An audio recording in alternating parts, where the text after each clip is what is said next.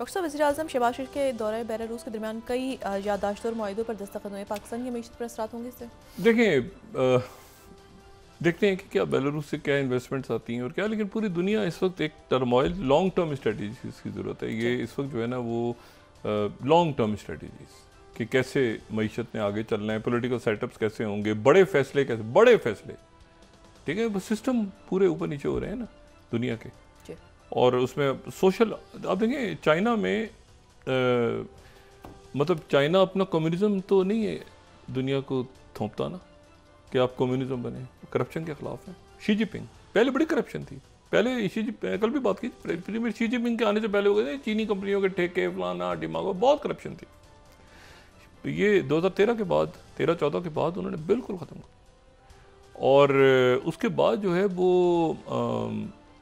ये उनका पूरा जो सिस्टम चल रहा है, तो उसके नतीजे में चाइना आगे इमर्ज कर गया। और ये जो हुआ मामला, मैंने कहा स्टीव विटकॉफ, कल उनकी मुलाकात हो रही है, और मुलाकात जो है वो उनकी जो वहाँ पे ईरान के वज़ीर ख़ारिजा, अब वो बराह रास्त होती है, क्या डिटेल्स आती हैं क्या नहीं आती। स्टीव विटकॉफ भी चाहेंगे कि उसको मतलब बात आगे चले, और ईरान जो है उसका न्यूक्लियर प्रोग्राम जो है वो पीसफुल न्यूक्लियर प्रोग्राम रहे, वो उनको न्यूक्लियर पे जाना नहीं चाहिए, ईरान को जाना नहीं चाहिए।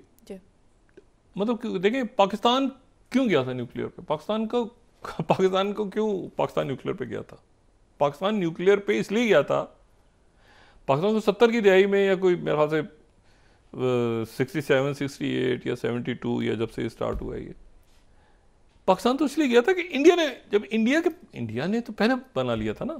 इंडिया तो 56 और फिर उसके बाद जो है वो 60s में, मतलब उनका 74 में तो उन्होंने वो जो स्माइलिंग बुद्धा टेस्ट भी कर लिया था।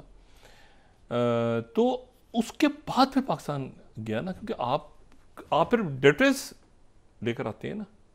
तो अब ईरान जो है उसको ना मेरे ख्याल से रशिया चाहेगा, ना उसको कोई सऊदी अरेबिया, ना कोई बाकी मुल्क आसपास के चाहेंगे। ईरान का इशू ये है कि जब इसराइल ये रोज़ कहेगा बॉम्ब ईरान बॉम्ब, और अमेरिका रोज़ कहेगा बॉम्ब, उनके तो बाकायदा नारे होते थे ना, बॉम्ब ईरान बॉम्ब, तो वो उन्होंने कहा कि हम बनाते हैं भाई अपनी डिटेरेंस और यहाँ लेके जाते हैं, लेकिन एक दफ़ा अगर आप को तय कर दें कि भाई इसराइल क्यों किस चक्कर में रखे हुए हैं न्यूक्लियर, इसराइल को किससे खतरा है भाई? कि जॉर्डन के पास न्यूक्लियर नहीं, फ़लस्तीनियों के पास तो बेचारों के पास खाने का पैसा नहीं है, तो इसराइल को अपने न्यूक्लियर किस लिए दिए हुए हैं?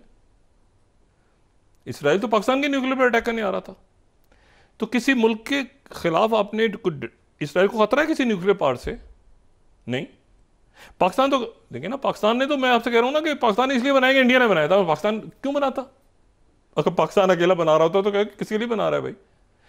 ये इंडिया से पूछ सकते हैं आप किस लिए बना रहे थे भाई? आप क्या न्यूक्लियर वेपन गिराने जा रहे थे पाकिस्तान पे?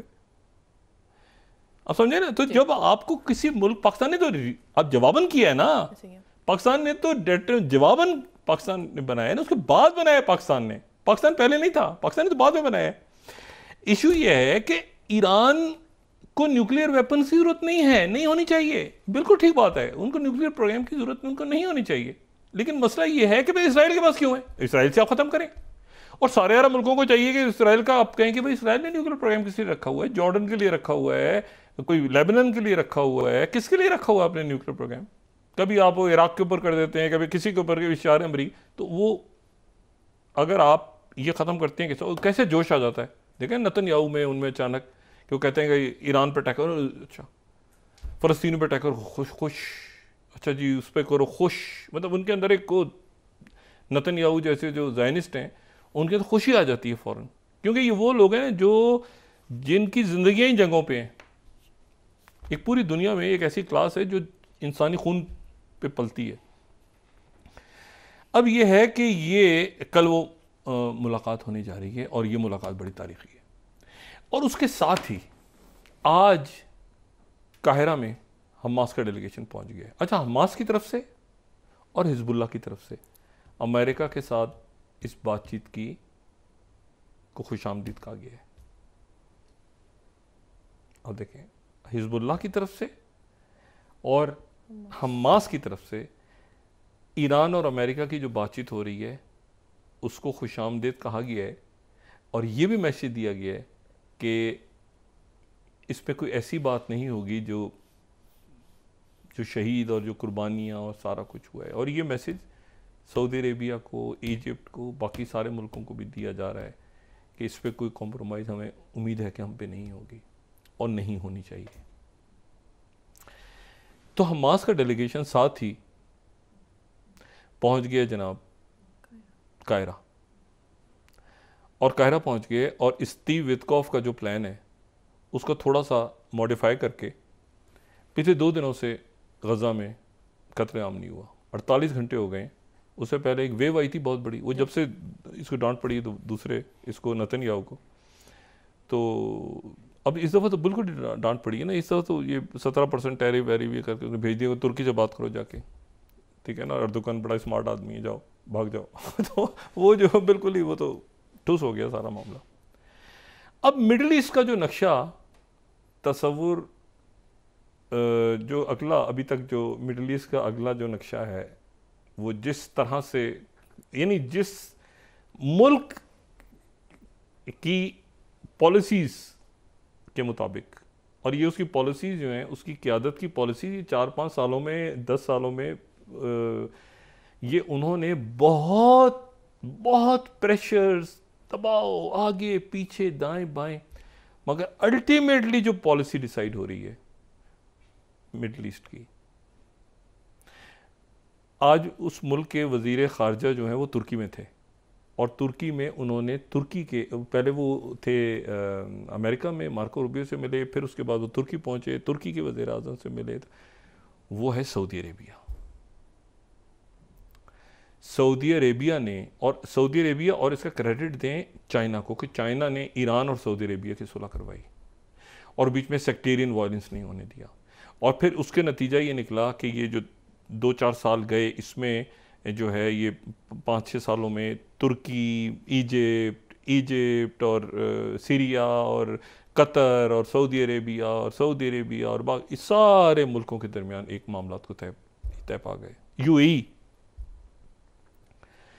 अब उसमें जनाब ये है कि स्टीव विटकॉफ का वो प्लान वहाँ पड़ा है, और इसराइल से कहा गया कि इसको मानो। 48 घंटे से इसराइल सिर्फ ये दुआ कर रहा है कि कल मुज़ाकरात नाकाम हो जाएं, ईरान और अमेरिका के मुज़ाकरात नाकाम हो जाएं। लेकिन प्रेसिडेंट पुतिन से जो मुलाकात हुई है स्टीव विटकॉफ जो हैं वो ईरान से मिलने से पहले वो अगर मिल रहे हैं जाके पुतिन से, तो पुतिन से वो क्या बात करेंगे कि अच्छा ये मुज़ाकरात फेल होने जा रहे हैं क्या? नहीं, पुतिन की तरफ से भी रशिया को भी नहीं सूट करता ना न्यूक्लियर। भाई यहाँ मैंने आपसे बात की ना कि अगर इस खत्ते में सुकून आ जाता है तो यहाँ पर न्यूक्लियर की जरूरत, चूंकि पाकिस्तान ने भी न्यूक्लियर इसलिए बनाया था ना, पाकिस्तान भी यह वेपन दौड़ कोई अच्छी नहीं है खत्ते में, रीजन में, ठीक है ना। लेकिन अगर बहुत असला कोई ख़रीद रहा होगा, बहुत डिफेंस बजट अपना बना रहा होगा, तो वो उसके बाद फिर आप दूसरा मुल्क भी मजबूर नहीं करेगा।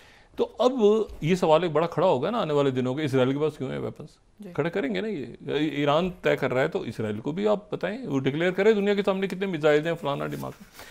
तो अब इसराइल नहीं बनाने जा रहा, और कुछ मुल्क जिन्होंने ये अब्राहम सऊदी अरेबिया बनाने जा रहा है। सऊदी अरेबिया मिडल ईस्ट के अगले सारे जो भी हैं, और सारे मुल्क सऊदी अरेबिया की बात बिल्कुल, उसमें कतर का भी रोल है, उसमें इजिप्ट का भी रोल है, उसमें टर्की का रोल है, उसमें सारे मुल्कों के दरमियान ये ये सेक्टेरियन वायलेंस नहीं होने दिया इन मुल्कों ने सारे मामलात अपनी जगह, और इसमें OIC के सारे मुल्कों को क्रेडिट जाता है, चाहे ईरान हो चाहे हिजबुल्लाह, कि वो रखा है सामने। और उसमें ये है वो जो स्टीव विटकॉफ का, और ये मेरे ख्याल से कल उस पर भी बात आगे हो जाएगी, उसमें ये है कि 70 दिन का दूसरा फेज़ शुरू होगा, और उस दूसरे फेज़ में कंप्लीट सीज़फायर का फेज़ होगा, और उसमें 8 जो हैं वो हमास के लोग अभी वो आहिस्ता आहिस्ता बड़े मोहतात होकर बढ़ेंगे, क्योंकि ये जो कुछ किया ट्रंप ने तो कोई ट्रस्ट अभी वो उसमें तय ये पाया है इस मरहले पे कि 8 जिंदा यरगमाली और बदकिस्मती से 8 की बॉडीज़ वहाँ से रिलीज़ होंगी हमास के पास से, और उसके नतीजे में यहाँ से सैकड़ों फ़लस्तीनी कैदी जो हैं ये रिहा होंगे। तो ये जो है ये काहिरा में ये मौजूद है। इसराइल का डेलीगेशन भी वहाँ जा रहा है। 150 नहीं 250 इसराइल के फौजियों ने रिज़ाइन कर दिया कि हमने नहीं लड़ना अब फ़लस्तीनियों से। वो फौज उन्होंने रिज़ाइन कर दिया, रिज़ाइन करके उनको फायर कर दिया। पैरों ने ख़त लिखा, फिर उनको फायर कर दिया। और ये जो है ये एक अजीब सा हुआ। आखिर में जाते जाते एक खातून का जिक्र कर लेते हैं। ये हैं कर्नल सुनाने मेयर्स। ये कर्नल सुनाने मेयर्स जो हैं, ये वो जो ग्रीनलैंड में स्पेस स्टेशन बना है, जहाँ जेडी वांस गए थे। ग्रीनलैंड का दौरा किया था ना जेडी वेंस ने, उषा वेंस के साथ। तो ग्रीनलैंड में जो गए थे तो वो कर्नल वहाँ पे स्पेशल जो स्पेस फोर्स की कर्नल हैं सुनाने मेयर्स, उन्होंने कोई ईमेल डाल दी कि भाई ये इस तरह नहीं करना चाहिए, ये ग्रीनलैंड है और डेनमार्क है और हमारे ताल्लुकात वगैरह बड़े अच्छे हैं सबके साथ, डेनमार्क से पूछें। उनको अपने उहदे से हटा दिया। तो ये लेटेस्ट फायरिंग जो है वहाँ पर उन खातून की हुई है जिन्होंने थोड़ा सा एतराज़ किया था कि जेडी वेंस को ग्रीनलैंड नहीं आना चाहिए था। और आके हम अपने मतलब है कि इस तरह ना करें डेनमार्क वगैरह के साथ, और इस तरह कब्जा ना कर उनको बैठा दिया। उधर वो ज़ेलेंस्की चीखा जा रहा है कि हमें चीनी पकड़ने को, एक साइड पे जाओ, बात मत करो उस टीवी का वो बिल्कुल। और बरतानिया जो है वो चाइना की तरफ चला गया।